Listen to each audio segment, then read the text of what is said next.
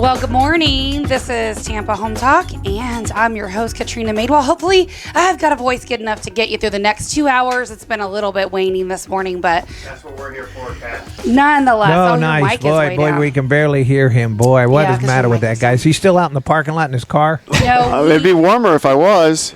Yeah, he had to go run and turn the air down real quick. Yeah, so there's a temporary cold snap here in the office, which might actually cause a tropical movement across the state of Florida this weekend. 70% chance. Oh, Leo. Hey, we get our first event of the summer. No way. There's nothing. It's barely a chance of rain today. No, it's like a 60% chance of rain today. You're going to turn yourself up. Oh, something changed for sure. No, nothing changed. When I looked at it, it was like 10%. No, it was 40% today. And when did you look tomorrow, at it? A day ago. Okay. It was 40% today and none Saturday and Sunday. Yeah, but it's going to be windy and bad surf for boating. I love windy. Windy's good for claims, right, Adam? See, look. Yes. I'm not making stuff up. I'm on NOAA's website. There's a red X right there. Windy is not good because then you can't go on the boat. No, windy's great because shingles start flying off your roof, and so do tiles. They do, but you need to call the claims department first before you get up there and start doing it yourself, because that could cause some issues. I saw that this week. All right, so let's go over numbers, shall we? This is going to be a little bit skewed because we have quarter one numbers. These Corona numbers? Well, I mean, no, Leo, actually no. The first quarter, we're going to recap the first quarter of real estate. This is Leo with Barrel Engineering and Inspection, joined with Adam Talley from Talley Insurance. Good to be here. Because he didn't sound like Katrina. Yeah, I know. So go ahead. So basically, with these numbers, though, you remember the world ended on March 11th. 2020. You would remember the exact day. I'm so proud of you. Of course. I remember it because I was sitting in my favorite restaurant, which is now permanently closed. And which one? I can't remember the name of it. It's that long ago. Oh, wow. Okay. So, I was sitting in the restaurant. I looked up at the TV, and I'm like, NHC declares a pandemic. And I'm like, well, maybe I should cancel my trip to Belize this week. And the whole country shut down. Less than 48 hours later, and the stock market crashed. So that's the day the world ended, March 11th, 2020. So when you look at the quarter one real estate recap numbers for the Quad County area, what we end up happening to do is we only have 2 weeks of the world ending. And because real estate kind of was lagging a little bit behind, it took about a month for the real estate market to truly see the impacts. Because even going into the beginning of April, Tampa Bay Times was still posting articles about how thriving the real estate market was using February numbers. So these first quarter numbers only have 2 weeks of the world ending data in it. So they're going to look great. I still think that even when quarter two posts, it's going to be good as well. We'll have a little bit, we had that dip where we slowed down a little. Let me go back. The 3 days it took for title companies to move home. Yeah, and Danielle Evans is here with us too. So she sees kind of like what I see because she sees the orders, right? So, I mean, look, this is the first. No, that was a month. That's a month in. And I love the way that when the numbers got more dismal, the font got bigger. No, that was when Katrina printed it compared to when Mimi printed it. Because now that the market's rebounded, I can barely read this without a microscope now. Okay, so let me go over last week's numbers. And then, again, I'm literally looking at this. This report from Florida Realtors for quarter one was just released Tuesday. For the Quad County area. For 4 counties. Yes, Leo. 4 counties. You're real proud of that. Hernando. Someone's got to champion Hernando. So closed sales in your 4 counties, Leo. Hey, why can't we get the Catherine Starkey of Hernando County on our show? Why does it only Pasco County? She's not in Hernando. I know, but why can't we get her from Hernando County on our show? We could if you really wanted her. I really want to. Then we'll reach out to her. Reach out to the Catherine Starkey of Hernando County. And then what? We'll have him on the show. Get him to share MLS. Well, you got something. But no, if we get him on the show, you know what I'm going to ask him? Why they have a different freaking MLS and the rest of the state? No. That's what I'm going to ask him. Yes, I want to be here that day. We will. No. We'll ask all the questions that we normally ask Catherine. And then, okay, hold on. Can't remember his name. Who's the gentleman that monopolizes the hour with witty banter more so than me when he's on the show for Pasco? Mike? Yes. Mike I Fasano. like Mike. Mike's awesome. I like Everybody Mike. likes I love Mike. He's a good follow. So on yeah, we should Facebook. get Mike Fasano and the Catherine Starkey of Hernando he's just County mad on the show. Because Mike told him on the air, Leo, this is my hour. I knew I liked Mike. I love Mike. He was my neighbor for years.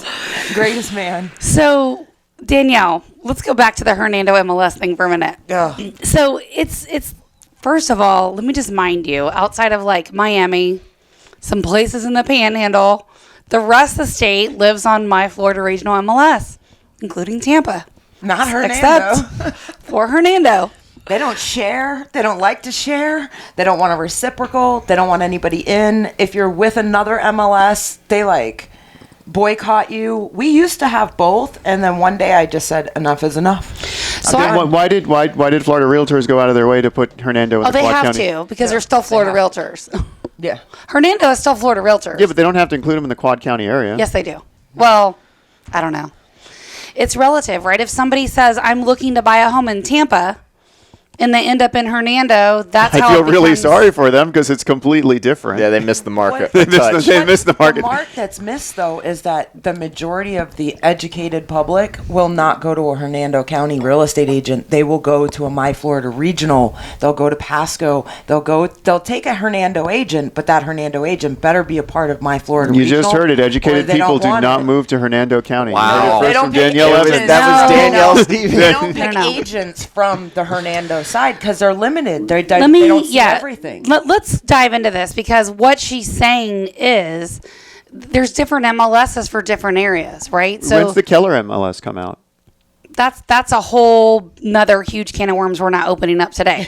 But outside of that, you know, Hernando MLS is only there because they reciprocate with what, citrus or no? They do citrus, no? They don't reciprocate with citrus anymore that I'm aware They of. used to. I mean, I might Because then we'd have so they might. What is the term for 5 county? I know we got Quad County, Tri County, Listen, Dual County. we serve Hernando, so I have to be a member of Hernando MLS.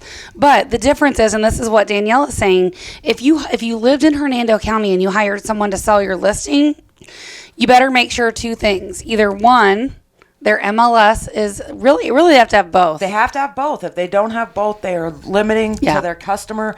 I don't feel like it's even fair. And then as an appraiser, we have the reciprocal through My Florida Regional. It doesn't give you the days on market. It doesn't give you the contract date. It doesn't give you any of the information that's necessary to complete the appraisal. So since I'm a member of Hernando Association of Realtors, I probably Real can proud of you, get by the the way. data from them. Yeah, I am. Don't clap at me. That is extra money. I don't want to hear it. Okay. It's so much money too. It's not cheap. So let's do Hernando's going to gobble up citrus. We're going to have a Quint County area. What are you talking about? You're just making it up. That is not how it's going to go. Not making anything up. If we got the Catherine Starkey and Mike Fasano of Hernando County, we can hear their annex plans about Citrus County. I don't think that. Oh, they'll they're ever- not. I don't Like Hernando, here's the thing. This is why I don't get why Florida Realtors even puts this data in here because Hernando does not consider themselves part of Tampa. They don't. Yeah. We don't either. Yeah, right, exactly. I mean, Katrina doesn't even want to have people from Hernando County on her show. That is Oh, not that true. is so not true. Cut it out. Okay, let's get to the numbers, Let's shall get we? to the numbers so we can talk about the hurricane that's going to hit the state of Florida over the weekend. All right, so let me go over Q1 numbers really quick. In all 4 counties, the number of closed sales for quarter 1 is up 7.6%, 11,099 homes. And paid in cash is still up 4.9%. We had about 2,600 of those folks. And the median price is $252. Again, this data is super skewed. I don't even like sharing it from Florida Realtors because Hernando is so much different and lower. But $3.4 billion in real estate and 32 days time to contract, 74 days to get to the closing table and exchange keys. Pending sales, 13,365. So was this efficiency? Because when I compare quarter 1 of 2020 to quarter 1 of 2019, we've got less days to close, less days to the table, less days for everything to happen in the transaction. Is that because more digital things was happening? Well, I think you have to consider when the whole TRID thing happened, that slowed things down, and then lenders basically got more efficient. Okay. And so that's what I think it is. I think lenders were just ultimately getting more efficient. They didn't need 45 days. They could do it in 30. I think it took the longest in the entire transaction to get the title companies to like get into the groove of where they needed to be. A lot of title companies went out of business and Title sold companies were when TRID affected. happened. That was the Yeah. biggest effect was TRID back when the real estate market went from closing to consummation, which why don't we ever say consummation on the air? All right, 14,000 new listings. That's in what it's quarter one. called. You guys are looking at me like I'm crazy. No, it is. We'll be back in a minute. Stick around. Tampa Home Talk. Well, good morning. Welcome back. This is Leo Kane with Barrel Engineering and Inspection. During the break, I was just looking at the NOAA's website. There is a 70% chance of a big blob impacting the state this weekend, which could be tropical in nature. I'm not making it up. You guys thought I was making it up. It's there.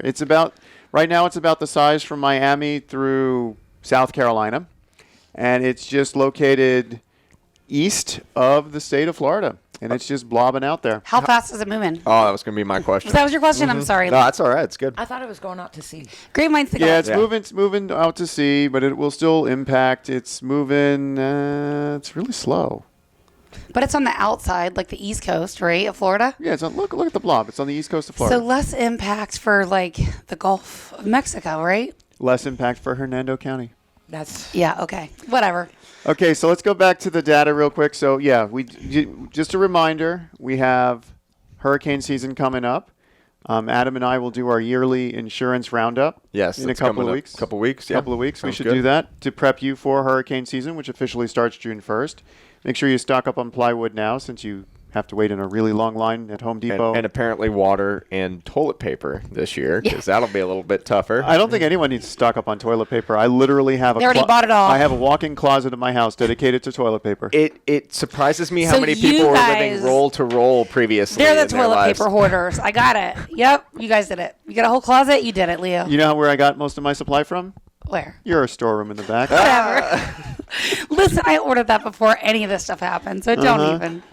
I'm still very happy. There's only one thing I'm happy about this whole incident that's happened, and those air dryers in the bathroom are gone and paper towels are back. Oh, I hate those air dryers. Yes. Yes. Everyone knew they just spread germs all over the place, and then you never dried your hands anyway with them. Now they're gone.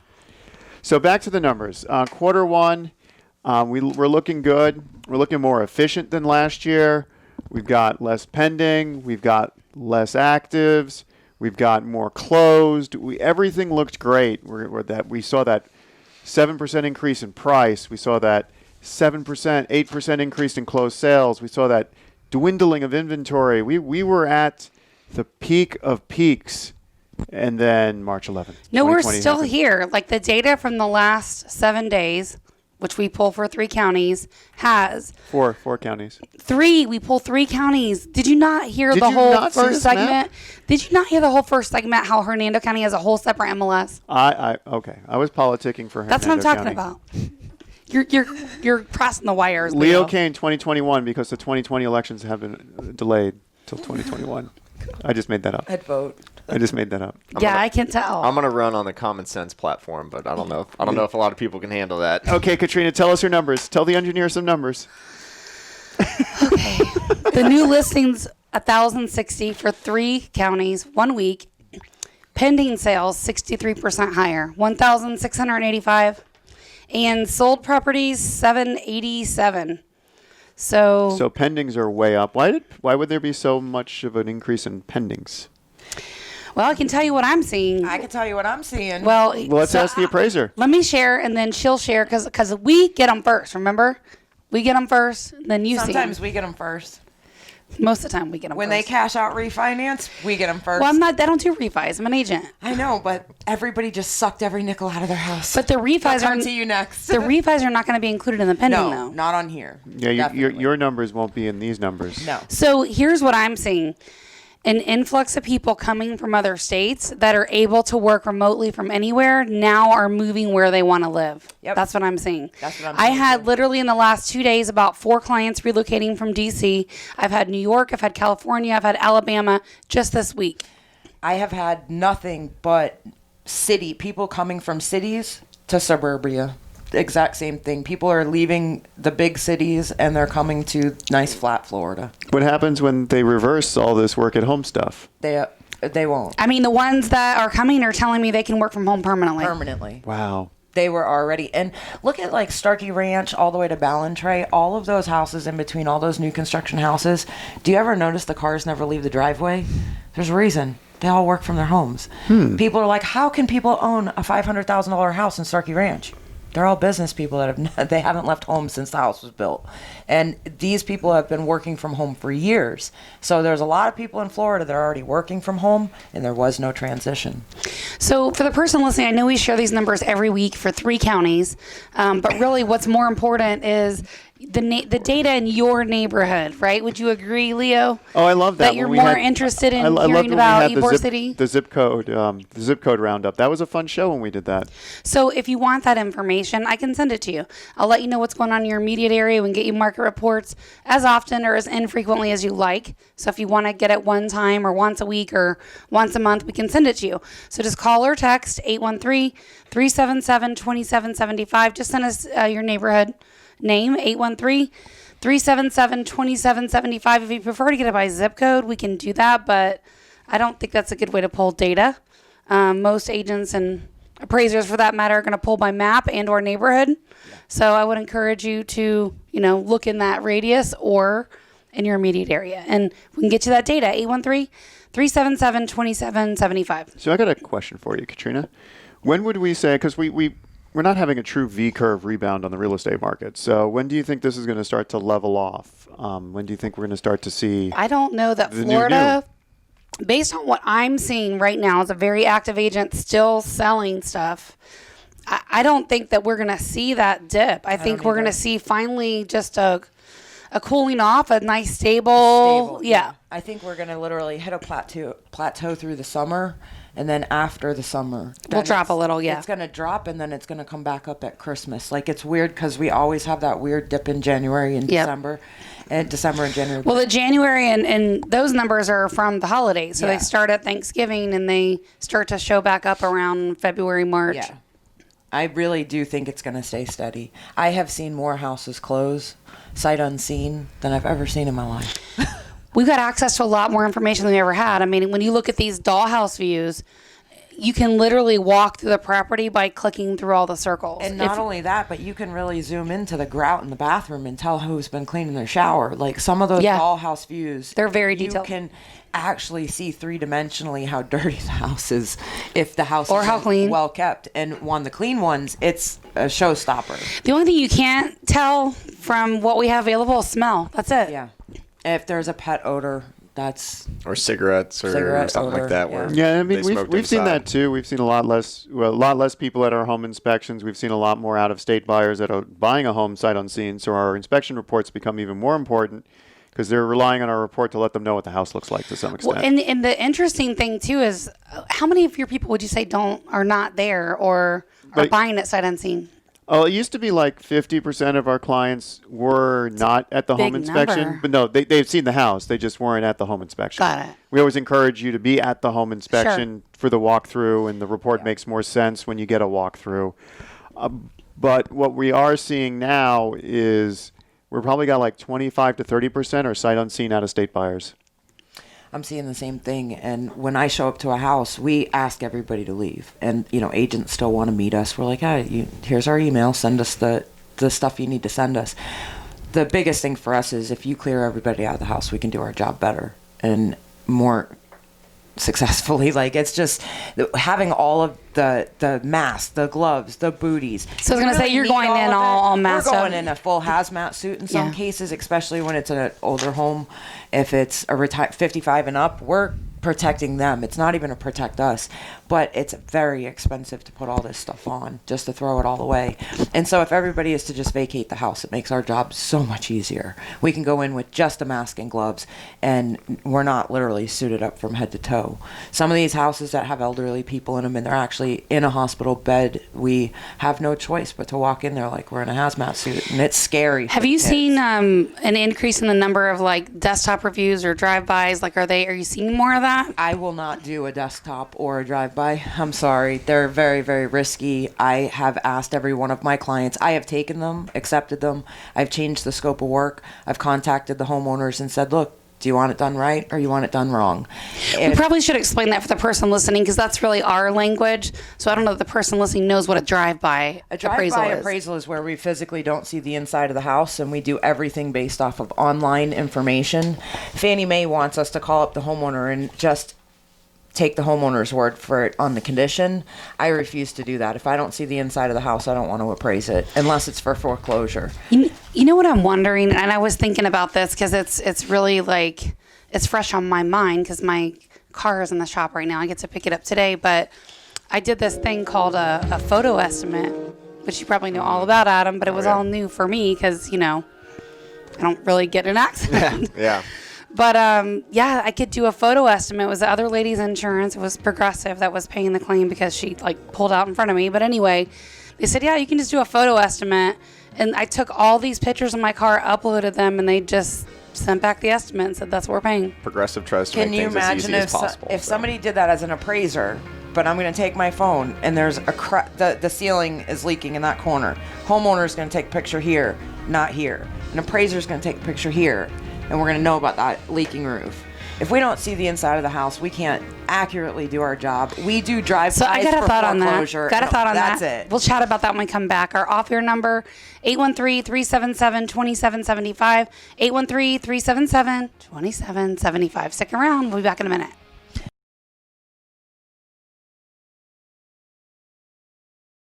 And welcome back to Tampa Home Talk. This is Adam Talley with Talley Insurance, joined by Katrina Madewell with Keller Williams. And what voice is left? And what's left of her voice. And Leo Kane, engineer extraordinaire with Barrel Project Engineering and Inspections. You know what I get when I am out? I was out last night, and some of the people I was hanging around with have heard the show, and they said, who's that guy he's really smart and he tries to be silly, funny? I was like, oh, that's Leo. I try. No, I am successful at the silly funny. Heavy success. Crickets. Time to move on. Where are you with my sound effects, Pat? Leo, you're smart. You shouldn't downplay that. Just roll into it. But I use my smartness for humor. No, I think people just prefer to hear what you know and not your jokes. Fine. So are you two avoiding the hairdressers altogether? Or No, I have an appointment on Wednesday. Line? You're still waiting in line. I'm basically, it's like Black Friday.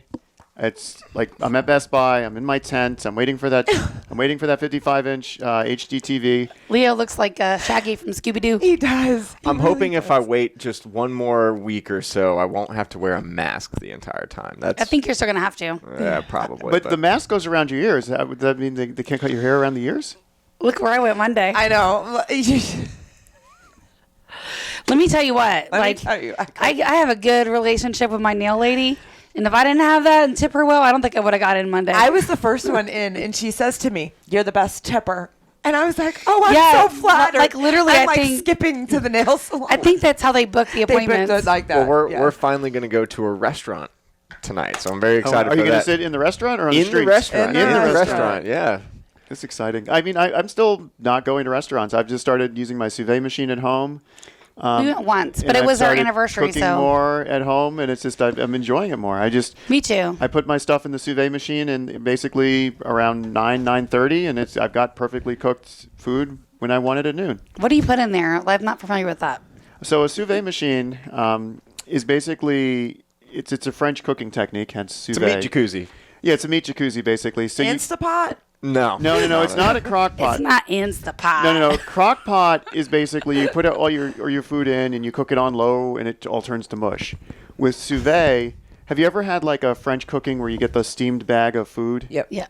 Imagine that, but you can do it very easily at home. You put all your stuff in the bag. You put that bag into water set at a perfect temperature. So like let's say you like medium rare steak, 135 degrees. You set your water to 135. Your steak is 135. That's pretty impressive. So, jeez, yeah. You should go to Leo's house for dinner. Every time I'm like, he has all the gadgets. His wife. Are you cooking or your wife? I use the Suvet machine and the crock pot. and I do the stir frying. She does the baking. She's been watching a lot of the British Baking Show. Oh, good So- show. We like that in our household, We've watched too. about 70 episodes, so I now know how I don't watch TV, so you guys have to fill me in. I now know how to do all these new baking techniques, and I know all these other stuff about doughs and improving drawers. That's where you're supposed to let your bread. I didn't know this about bread. I knew after you put the yeast in, you're supposed to let the bread double in size, basically. I didn't know you're supposed to form it into something and let it sit again for a second time. Oh, I learned all this stuff about baking. I had somebody send me an Instapot during quarantine because I have to cook for myself 3 times a day, make lunch. It was awful. I was complaining every day. So somebody sends me an Instapot. I love those things too. We got one. There's a direction manual this big, and I refuse to read it. So I just throw everything There's in recipes in that manual, too. Yeah, it's mostly Let me recipes. tell you, I just throw everything in there and hit start, and everything so far has come out great. So I got to tell you something cool. See all the balloons right there? There's like 40 balloons. Well, It less looks now. like it's Keller Williams' birthday almost. Hanging with that behind many Adam's head. So that is like for our team, it's an incentive for May based on appointments that they set. And so there's all kinds of stuff in there. Everything from like there's $100 cash in one of them. There's a bunch of cash in them. And you know what else is in there? And I never would have put this in there, but it was my team's suggestion. I'm like, what do you guys want for prizes? Like for set appointments. They're like, how about you cook us dinner? And I'm like, Are you a good cook? yeah. Oh, I was going to say, if you need Yeah. help, I'm a good cook. I don't ask them. I mean, Mimi's out there. I think Jade's out there. They're going to hear us on a little bit of a delay, but they'll tell 7 you if they seconds, think I'm a she's good smiling. cook. Look, yeah, she's got an ear-to-ear smile. I guess that's a yes. She's getting 5 today, she says. Oh, they're getting 5 balloons today. Oh, wow. 5 more balloons. No, they're going to pop some. I would go for the white ones because I can actually see from here what's in the white ones. Guess what? The better prizes are in the red ones. I figured as much. Now I just gave them a tip. Yeah, better prizes are in the red ones, but you can look at the white ones and you can go for a sure thing that'll be slightly less, or you can go for a random gachapon style. But a lotto ticket could be worth thousands of dollars if you get one of those. So. Yeah, I should have shoved some of those in there. I didn't think about Yeah. it. I still have scratch-offs from Christmas that I need to turn into. Ooh, I'll scratch Let me them for tell you. you No, they've already something. been scratched off, and they're winners. They're winners. I won on a scratch off ticket. I don't even do that, but I had some like in my purse tucked away. I won like several $1,000s. Nice. And they wouldn't cash it because it was too late. The game ended. I have about $7, but how long do I have to cash them in? It says right on the back when it ends. Oh, Like it's- Or 90, you call- like 90 days or Oh, 120 days. or I'm something past like that because You better just figure it out quick. Well, it's $7. I don't think I'll. Oh, well, yeah. This was several $1,000s. Ouch. Yeah, that hurt. And then my husband, of course, was like, yeah, somebody changed purses and doesn't clean their purse out. And yeah, I don't even hardly carry a purse, but. So back to cooking, because I love talking about cooking. We should have a cook-off. We should do a chili cook-off with our Instapots and our crock pots. I could. can make fettuccine I Alfredo don't. from I scratch. cook with my EOC, my I salad know how to master. do that now too. Oh yeah, I spent pandemic making pasta. I just wanted to know how. I tell you, if you do this cooking thing with Kim, I had her on the show before, if you remember. I had her on, and basically she, like, they do this cooking demo, and their cookware is totally different. And if you do that, you will never want to eat out of Teflon again, or copper, or any of that. Oh, is this the cookware that has basically the dual line with the layer in the middle? Oil core skillet, yeah. Yeah, I mean that stuff's good. That's what I have. You think it's like a gimmick at a home show, but it really No, is great. it is cookware. not, and it makes your food taste different. It does. It does, because the reality of it is the other cookware, It's killing you. the stuff comes off in your food and it changes the taste. Yeah. Especially the cast iron, but the cast iron has its own benefits too. It does, but I tell you, after that, I had a bunch of cast iron. I got rid of all my cookware. I love my cast iron. I daughter might have does kept too. one. I don't know, but I got rid of most of them. Cast iron's great. You just sear on the stovetop, throw the whole thing in the oven. Good to go. So we have some actually common questions that we got, and some questions that some of our listeners back on wanted the to actual know topic that Wait, we have started about actual with. topic appraisals. this hour? We do What type of show is this? Is a real estate show? again? appraisals. This is a So we always real estate appraisals roundup. this hour. Yeah. So this is a question that we get a lot from buyers, and I think it's really interesting. They want to know: do the appraiser know? Do they know what the contract is? What the contract price is? It depends on the appraiser, but we see the MLS. We see what it's pending. We are to analyze the contract. So yes, we know what the contract price is, but every appraiser does their job differently. I pull all my comps before I look at the contract, but that's just the way I was taught, and it's kind of a habit. But they always see the contract. We always see the contract. We're not technically allowed to submit the appraisal without it. So this is a loaded question too, because it depends on what mortgage company, where it's ordered, all that stuff. But how much do the report cost?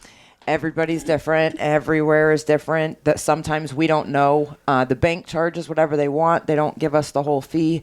So we have no idea how much the homeowner has paid for the appraisal, and we're not even allowed to speak about the fee. We're not even allowed to admit what we're paid. So, and there's some other questions we get to, and I'll let Adam ask, and we'll chime in. How do seller concessions affect an appraisal? Comes right off the top of the sales price, and people hate it. It is what it is. It's it's a line item adjustment. It's a line item adjustment, and it must be there. Especially in my markets, it's a requirement dollar for dollar. And they didn't always do that. That's recent years. That is since UAD and Dodd-Frank and. So if you have a neighbor that really needs to get out of their house and they give a bunch back, that kind of hurts your future value. They adjust it. It's right in the MLS. We take it right off the top, and you just hurt your entire market. Wow. Especially if it's $25,000, if it's $2,000-$3,000, it's no big deal. But we have seen people gift equity, and they just don't know what they're doing. They don't. When they do that, that's a true sale now. And your neighbors can't do anything about it. Well, I mean, if they're gifting equity and they're a family member, then it's a non-arm's length transaction. Why is it going on MLS then? That's a good point. It shouldn't be on MLS. Should only affect your estimate. That's right. Which is a spicy cook in the sauce. We see crazy things. We see people put up their house for sale, and then they need to sell it, and it's not selling fast enough, and they end up selling it to a family member, and that's how they get into this. And then it's recorded on MLS, and it's like, wow, why did you put that there? So this you kind of answered it with the last question, but what brings a property value down? The condition, absolutely. The condition, and if it's not a well-maintained home, that's the first thing that we look at. We do pull permits, and if you have no permits on your home for anything, that means you're not maintaining it. And if you put on a roof and they didn't pull a permit, I want to quote you in the future on that. Yes, that is permits are so important. That is, if you are not pulling permits on a regular basis for your home, you are not maintaining it. I love that quote. That's our rule of thumb, and that's where we start because we are lied to. We can't verify how they tell us my roof is a year old, and I go and look at permits, and there hasn't been a permit for 18 years. Well, now if you had Uncle Bob put that roof on over the weekend while the county was shut, that is not for my insurance to pay for later. Yeah, makes sense. And in that same respect, we can't get you a your insurance the FBC is affected, credit. yes. Yeah, because we can't. How can Leo prove that it's up to code without it being permitted? If you're going to do this, at least pull a homeowner's permit. Pull a homeowner's permit, right? Please, and have them verify the work's done correctly. Yep. Mm-hmm. Grandfather the permit in, do whatever it takes, but when you are going to sell the house, make sure that it's recorded. I do have a question while we're still talking about value. So how does landscape play into that? So if you let your yard go to crap, but you walk inside the house and it's immaculate, how does that affect things? It depends on what market you're in and what. The curb appeal is definitely important for the marketability of the home and getting rid of it fast and whatnot. But we're in Florida and the grass dies. If you're in a planned development that the HOAs are making sure that grass is staying green and there's sprinkler systems, it's not a big deal. If you're in a neighborhood that has no sprinkler systems and every summer the grass dies, every summer the grass dies. We can't. In Florida, anyways, we can't nick the value for something. That grass is growing in the summer. Every 2 weeks, it's on the flip side. If I just spent $20,000 in landscaping, I'm not going to get dollar for dollar. I can tell you that. Absolutely not. Now, how do like the because you see some people that do shell yards instead of grass yards. How does that factor in? Xeriscape. It really doesn't affect, but we do go find comps with Xeriscape. So if you're in a market where the Xeriscape or lower sales, you don't want to Xeriscape your house because we do go find like that Apollo comp. Beach has a lot of those shell yards, and it stuff. does not affect really because a lot of it is stopping their beach erosion on the water as well. Too, well, they eat so many oysters down there; they got to do something with it. One of the ones we get a lot is what happens when the appraisal comes in high or low. And we'll talk about that when we come back right after the break. Also, Sarah Cookie will be joining us from Summit Mortgage to let you know what's been going on this week with your Mortgage Minute. This is Tampa Home Talk. Our off-air number, 813-377-2775, 813-377-2775. We'll be back in just a moment. Stick around. Well, good morning. Welcome back. This is Leo Kane with Barrel Engineering and Inspection. I am joined. Is Sarah on the phone now? The smart one. It's apparently the smart one. So what does that make you, Adam? I don't know. The funny one, I suppose. Oh. I guess that would be correct. Leo was hoping that was his title and I got stripped. I just got some. So, Sarah, what's up? What you got for our mortgage minute of the day? How's things shaking up in the mortgage world? So we're still dealing with some really good interest rates right now for people with higher credit scores.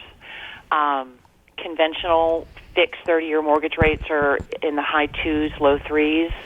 Are you telling me I should have waited before COVID to close on my property? The rates are like 1% less or more. They're great, and government rates, again, with a higher credit score, are doing wonderful as well. We're working on refinance transactions right now at 2.75%. Things are looking really good price-wise. I got a curious question for you, because I know you are so busy right now you can't even breathe.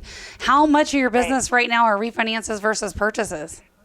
So normally I'm about 95% purchase. I would say our refinances have quadrupled right now. Again, the pricing is looking phenomenal with a higher credit score, and that magic number, for example, in a government loan is going to be 640, and in a conventional over 660. That's where we're grabbing the absolute best in terms of interest rate. That's like average which is credit. very conservative. Sarah, by I'll the be way. calling you later. Very conservative. You just got a customer. Oh, she's been on the fence for a while. We already knew she was going to buy. She's just been waiting. Yeah. So, but for some folks, with lower credit scores, we still want to take a look. We might be able to help. I'm working with a client right now. Actually, one of your clients, Katrina, 629 middle credit score, average credit score 3 months ago would have been just fine for a government loan. Right now, the pricing is not very attractive, under 640. Isn't it like 5%, 5 points? Like, it's insane, and you can tell where the threshold is on the credit score because the pricing just absolutely gets horrible. But for this particular scenario, there wasn't a lot of crazy stuff going on the bureau. On the credit file, when we looked at it, we have some really cool tools called what if simulators. We can play around hypothetically with debt in each respective bureau and simulate what it would take to grab some points. So what she's talking about. Well, the what if simulator, what she's talking about, they can actually go in and play with the algorithms and tell you, okay, if you reduce this balance or pay this off or remove this, this is how much it will impact your score. They're pretty accurate. Correct. So it's pretty accurate. So you're not shooting off the hip and wondering if you should pay a collection versus paying down a credit card. In this particular scenario, 2 small credit cards. Just pay the balance down. They were getting close to limit, and this client's going to grab over 70 points and move over 700 on credit score. So a lot of times it's something simple that will do the trick. So if there is a concern there, we definitely still want to look at it to see if we can help. We used to see where, if your balance was 50% or 25% of the credit line, you were in good shape. And now we're seeing more like $10 on a balance gives you can give you what, 50, 60 points? Sometimes it's crazy. So I moved again because we can play with it in the simulator in this particular for this particular client. I moved the balance over 40%, and I don't gain 70 points. I gain 40. I move it to 27%, and I'm over a 700 credit score. So we literally will play with those limits and balances in $100 increments until we can, reach the best possible outcome. Yeah, it's a great time to buy. I mean, last question for you, Sarah. Looking at today's rates, let's just assume it's a $300,000 purchase. Someone's putting 20% down. Their credit score is over 720. Looking at the rates where they were like a month or two ago compared to now, how much difference is that in their payment? And I know you probably got to take a second to calculate that. So I'm going to let you do that and let Danielle answer our last 2 questions. Sound good? So Sure. The question we had real quick was, and we get this a lot, people want to know, what happens if the house doesn't appraise? What happens if the house appraises for more than my contract price? We saw this in the beginning of the pandemic. A lot of people were just grabbing the first offer because they thought that they wouldn't be able to get rid of the house, and so they had it listed for $279, but accepted a contract for $255. What do you think the appraiser appraised it at? List price. $281. Yeah. Close to list. And so it ends up pushing it to a second appraisal a lot of times, because when you appraise over, it's almost worse than appraising under, because now they just think that somebody didn't do their job right. What's wrong with you? Yeah. Somebody didn't do their job right, and they want to point the finger, and it's like, sorry, it's the person that accepted the contract. Can't you look at the days on market though? Like if they get 12 offers and it sells in 3 days. We can definitely like put our thoughts in there, but really at the end of the day, with this, in this case, they were just scared and accepted a little. And the good offer. news for a buyer, as people don't always look at this, but when you have a contract, it is just that, it's a contract. And your appraisal is totally separate. That's totally a contingency to get a loan. And we are assessing risk for a loan. We're assessing risk for a bank. Yes, you're the client. Yes, you're paying for the appraisal, but no, you do not own it. You are not the intended user of the appraisal. The bank is. And if you want to question me, you need to get the bank's permission. It's a requirement for your loan. It's a requirement. And the bank ultimately orders the appraisal. You get a copy of that appraisal, but you are not allowed to own it. Now, if it appraises higher, the seller will never know that. Never. And we don't even want to see the appraisal, because then, there's nothing to disclose. But it happens, yep. And if it comes in low, we have a lot of explaining to do, and then we have to, they can do a reconsideration of value, which is just like us appraising it again and explaining why we didn't use all the listings that the agents used to derive the list price. We have to actually go in there and explain why all those comps are not the most suitable for the property. We had one about a week ago. We're still working on it, and I know Sarah's working on it. The condition was horrible. It's like a Ybor City bungalow. It's the fine line between, do we demolish it and rebuild, or do we rehab it? And so the appraiser appraised it for what it was and as is condition. And so went back, got a reconsideration of value, saying, okay, if they replace the roof, the siding, they do this stuff to bring it up to par, can we get some new comps and get what they call a subject to appraisal, which will bring our value up? And it did. But yeah, the seller's got to repair all those things. Yeah, that's like a 203K, and we are this is not a 203K. It's just a straight conventional a reconsideration subject to a different condition. That's crazy. All right, Sarah, last question. So $300,000, 20% down, 720 score. How much lower is that payment now compared to 2 months ago? $132.83. I'll be calling you. My mom wants you. And back into that number, if you were going the other direction, that frees up about $30,000 worth of buying power in terms of a purchase price. If you were at a lower price point, with rates as low as they are right now, you've got some wiggle room to move around. Oh, that's awesome. We had an amazing first hour. This is Tampa Home Talk. We'll be back for hour number 2 in a minute. Stick around. You will not want to miss it. Mr. Paul Ferreira is going to be joining us. He is an attorney, and he's going to talk all about asset protection, which could be really, really important going into the next several months ahead. Stick around. This is Tampa Home Talk. We'll be back in just a few short minutes.